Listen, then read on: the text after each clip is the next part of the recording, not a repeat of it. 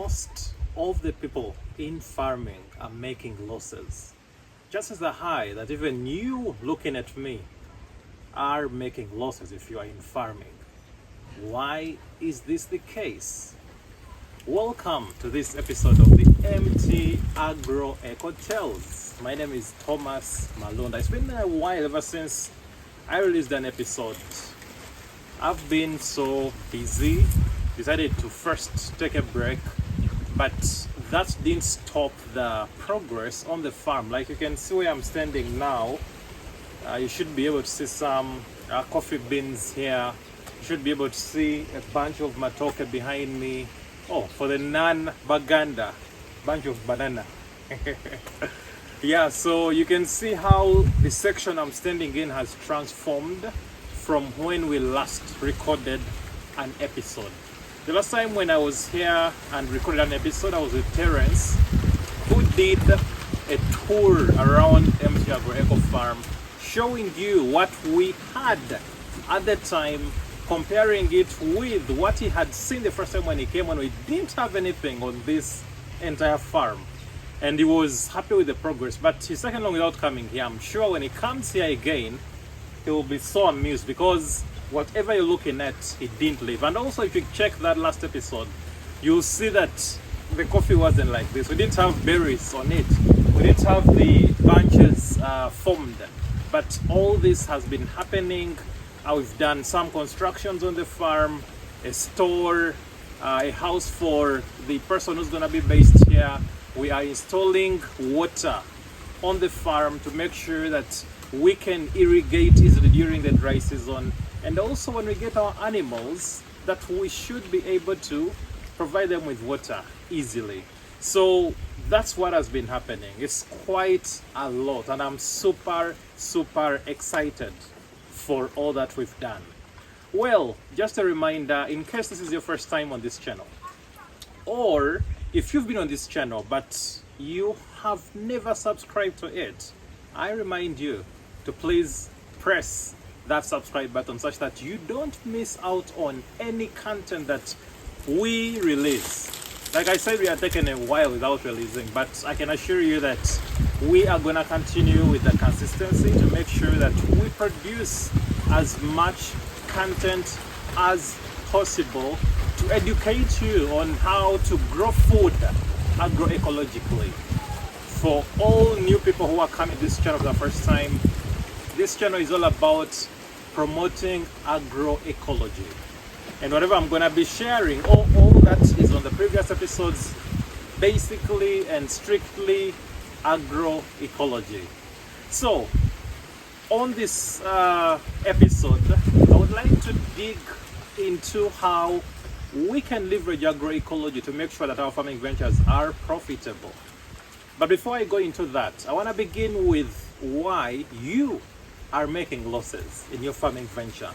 Like I said, majority of the people in farming, and it's so common among the corporates, you know, people who sit in offices, when you get some little money, you buy some land somewhere, maybe on the island like where I am, and then you wanna start farming. But then you end up losing money. Yet, we gotta make sure that in all the ventures we go into, just like business, we need to protect the money that we put in. How do we do that? Well, before I continue, I would like to remind you that our venture here, the farming that we are doing, is being done in an effort to establish an agrotourism farm. So when you get a chance to come here on Busi Island, you'll be able to see several practices that we are putting into place to educate you on agroecology. So it will be tourism, firstly coming on an island, secondly learning as much as possible such that you can know how to produce healthy food in ways that won't constrain the environment, but also such that you get something in return. So let's dig into it. Why are you losing money? The first reason is that we usually don't have a strong reason or why as to why we are venturing into enterprises that we are going into. So I've just told you that at MT Agro Eco Farm, we are setting up an agro-eco tourism farm. It's very easy for somebody to see Thomas having a farm, and then you also set up one. So just because Thomas has bananas, coffee, you also plant. But without having a clear why behind. Why is the why very important? A few months back, probably 3 months back, I came on this farm with a friend who noticed, and I also noticed, that my bananas had been infected. And when you look behind me, they're now getting well. We've been managing the disease, but they had a challenge whereby those leaves that you see behind me were drying up. It was terrible at that time when we came. I think it was around January. So when my friend saw that, he said, "This is why I hate farming." He was like, even though you put in a lot, somehow, somewhere, something is gonna go wrong. So if my friend was the owner of this farm, I'm sure I would have given up. Because trust me, it didn't look good. It didn't look good at all.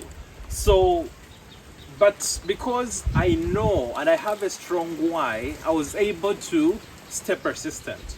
I analyzed what the issue was, and we, as much as possible, got rid of the leaves that were drying up and fed our bananas as much as possible. And like you can see, they're now getting better. The bunches are so big. So we are back on track. So if you don't have a strong why, there are challenges, many challenges that come in farming. I can give you another example. About 2 weeks back, I was here, and as I was walking through my coffee, I noticed that one tree had coffee berry disease. Remember, on the farm, we are not using synthetic pesticides, because on a synthetic farm, if at all you see coffee berry disease, it's easy to just get a copper-based fungicide, maybe Nodox, copper mace, and whatever, and spray. But in the agroecological space, remember, under IPM, chemical control is the last resort. And as I've been telling you on this podcast, we have not used any chemical, any synthetic chemicals on this farm. None. All that you see behind me, all that you see here, has been grown using organic pesticides. And that's the goal, because I want to make sure that we produce healthy foods. So when I saw coffee berry disease, I had to scratch my head figuring out what can I use, because there's a fungicide that I use here for leaf rust, and when you look at this coffee, for example, you won't see signs of rust. If they're there, they are very little, but we take care of them. There's a fungicide that I get, which I use for this. So it's the only one that I've been using in regards to fungal infections. But I knew that it was for rust, not for berry disease. But then when I spoke to the supplier, he told me that's what we have. Guess what? It has worked. Yeah, the berry disease is disappearing. In Lugano, I call this a chikana, for those of you who are familiar with the local language here. So if I had seen that, and my reason for advocating for agroecology wasn't strong, I would have gone for, copper nodox or copper mate or any other synthetic fungicide which could help erase the problem. But because I have a strong why as to why I'm doing whatever I'm having on the farm, I didn't go for that. And also, another person would have given up. They would be like, I'm putting in a lot of money, why do I have to stress? But I didn't give up. So that's agroecology for you, and that's the why. Why are you venturing into that particular enterprise? Why are you establishing a farm? Okay, why are you going into livestock rearing? Why are you doing what you're doing? Because if that why is not strong enough, if any calamities come onto your farm, and trust me, these biotic constraints are gonna come. you're gonna get pests and diseases. You're gonna get, it could be a drought, it could be, for some places, floods. They're gonna come. If your why is not strong enough, you're gonna give up. Or if you stay in, you will continue putting in money and losing it. There is a concept called the sunk cost bias. It's by economists, whereby people have a tendency of not giving up on things that are not working, not because they can't say they're not working, but because they've invested a lot. So because you've invested a lot in that farm, you may choose not to give up. Yet you have a very weak why, and you're just continuing splashing money because you didn't establish the why when starting. So that's number one, why you could be losing money.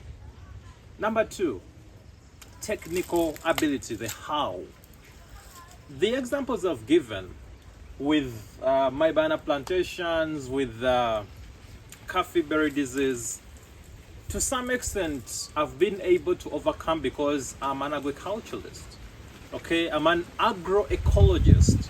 So I'm able to know what to use, what to test out. Okay, what practices to put into place to make sure that I get what I need. And also the establishment of all this that I got on the farm has had a lot to do with my technical expertise. So the other problem that people face and hence lose money is that they go into enterprises that they don't have knowledge about. My former boss, Luke Colson, probably he's gonna watch this or is watching this now. He used to tell me back in the day when we were still working together that people should leave farming to the farmers. He chose not to go into farming, and he was so adamant saying that farming should be left for the farmers, because if you're not a farmer, you're gonna make mistakes and you're gonna lose money. He was right. There is a tendency to think that everyone should be in farming. Recently, at the job where my full-time job with Opportunity International, we went to meet with the Commissioner of Agriculture, of Extension at the Ministry of Agriculture here in Uganda. And he was mentioning that there are plans to regulate the agriculture sector. Just like how other sectors have regulatory sort of bodies or certification bodies, like for example, not everybody can wake up and say they're an engineer. There is a body that certifies. Not anybody can wake up and say they're an architect. There is a body that certifies. So he was speaking that line, saying that even agriculture, that's the line that we are going for. I would appreciate that, because that way our farmers will be saved. The challenge we have is that everyone thinks he's a farmer. Just because you grew up in a home that had plantations, that had, coffee, that had a garden around, you think that you are an expert in farming. But then many of you have misled people just because of what you grew up doing. I'm not in any way underlooking indigenous knowledge. It's very important. But then there are people who mislead, yet they don't clearly understand the concepts of whether, crop science, soil science, or even animal husbandry. So when the commissioner said that, I was like, yeah, that's a good move. But to the point that I was making, technical expertise. Leave farming to the farmers. If you are not a farmer and you're going into farming, make sure you have technical expertise accompanying you. There are lots of people you can consult from to know what to do on the farm. I'm doing these things practically. I'm a technical person in this field. You can reach out. Okay, you can reach out, talk to me, tell me what you want to do. I can advise you, okay, on whatever you want to do.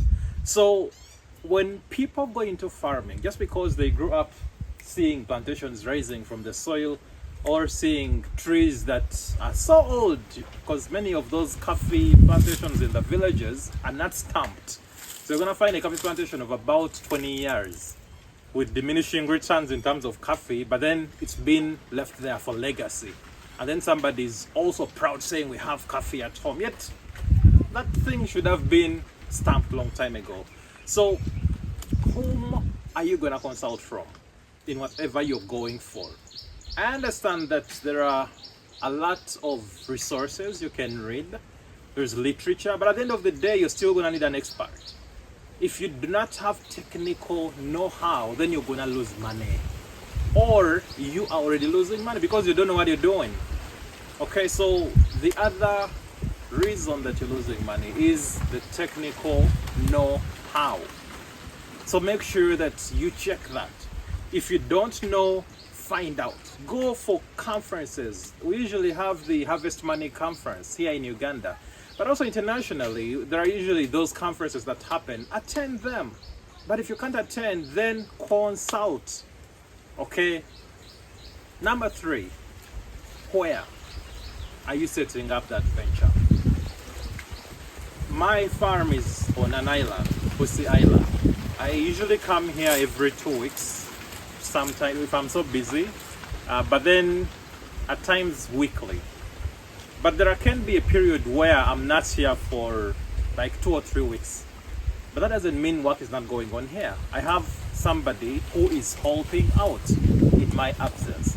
But when I am around, I make sure that I come by all means. The distance or the hours I have to drive from where I live in Chitevi in Kampala to this place is about 2 hours. So that's not far. I can reach this place. So the reason as why people lose money in farming is because they don't visit their ventures. You stay in Kampala or wherever you are, for the international people watching this, and make a call that, hey, how is the farm doing? Did you apply fertilizers? Did you apply the biopesticides or synthetic pesticides for those of you who are in synthetic farming? Did the guys mulch? Did the guys do this and that? Oh, did the bananas get harvested? Did the coffee get harvested? But you don't go there.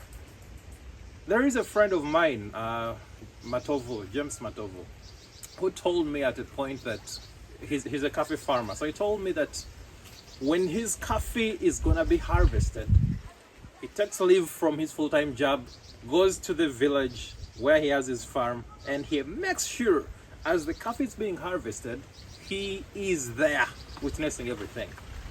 That is key, ladies and gentlemen. You cannot farm on phone. You cannot. You gotta be there physically. Regardless of how faithful your workers are, you gotta be there. If you don't have time to monitor, be in your venture, then please don't farm. If you're already farming and you are the kind of telephone farmer, then that's why you're losing money.